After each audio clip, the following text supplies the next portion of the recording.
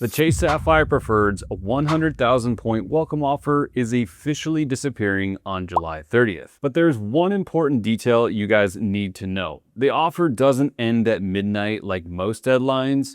It has been claimed that it ends at 3 p.m. Eastern Time on July 30th, but some places are also saying 9 a.m. Eastern Time, while Chase's website is just saying ending soon. And for me on the West Coast, that's way before I wake up if it's the 9 a.m. time slot. So if you're planning to wait until later that day to apply, you may already be too late.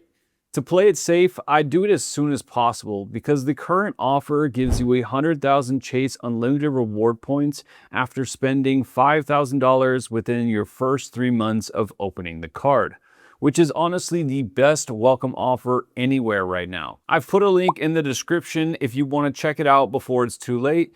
And while we've already talked about whether the refreshed Sapphire Preferred is actually worth getting on this channel, and spoiler alert, it is, the welcome bonus is still the strongest reason to apply right now, because 100,000 Chase points at a minimum is $1,000 in cash back. But when you use Chase's transfer partners, it can be worth a lot more. For example, just last year I flew to Taipei for 70,000 Aeroplan points, which was originally around $3,500 for a business class flight, which puts that at about 5 cents per point plus around $50 in taxes. So in my scenario, those 100K points could be worth $5,000 in flights if done correctly. And also, I love Hyatt, and it's one of the biggest reasons I value Chase points. Even though the Sapphire Preferred no longer gets the same Hyatt transfer ratio that it once did, transferring points to the Hyatt at 4:3 ratio can still give you considerably more value than simply redeeming it for cash back.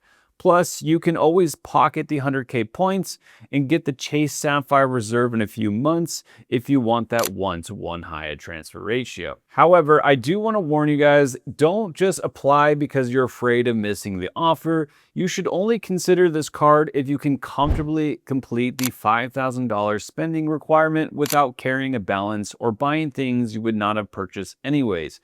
Credit card interest can erase the value of a welcome bonus incredibly quick. You should also check your eligibility before applying. Having a strong credit score does not automatically guarantee approval, and Chase will still look at factors including your income, credit history, and number of cards you have recently opened. But if you are already planning to get the Sapphire Preferred card, this is probably the offer you were definitely waiting for. We don't know what the welcome bonus will fall to after July 30th. It could return to that 75,000 points, or even fall lower and eventually come back again in the future. Credit card offers always come and go, so you get what you get.